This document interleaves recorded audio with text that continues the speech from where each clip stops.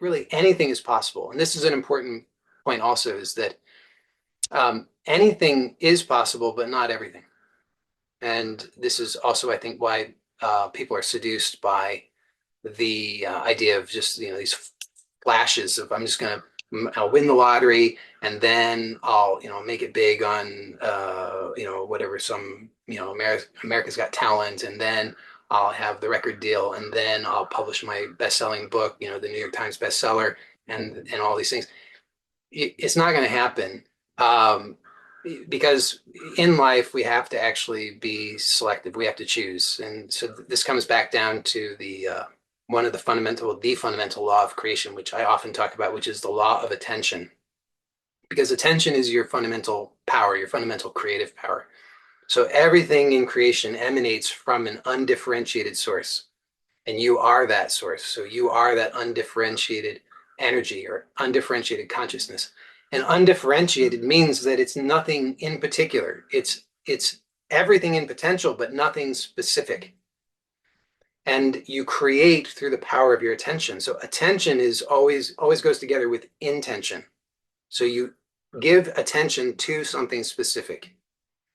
When you give attention to something specific, that something specific is the intention. That's what gives it, it focuses the energy so that things begin to form around that which you are intending. So things start to express in creation through your attention on a particular intention.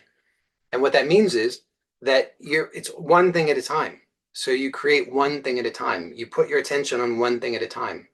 So you can achieve enormous things, but one thing at a time.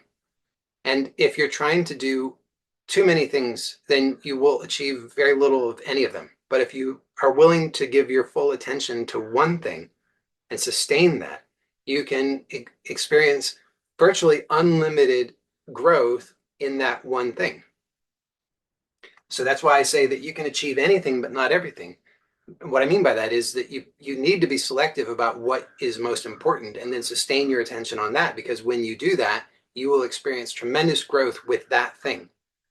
But by virtue of the fact that attention is focused on one thing and not everything, because creation is something specific and not non-specific, then you can only focus on that one thing and grow that one thing, not everything simultaneously. So if you want something in your life, if you want some kind of experience, if you want to learn something, if you want to discover something, whatever that might be, then you owe it to yourself to really heed what I'm saying, which is that you want to sustain your attention on that one thing. And when you do that, you will then be following this, what I'm talking about today, which is then to start to grow that by incremental progressive steps, day by day, moment by moment, with the small things. So there are some common expressions that most of us may be familiar with. So one of those is that a journey of 1,000 miles begins with a single step. You may have heard this proverb. And there's also, how does this go? Rome was not built in a day.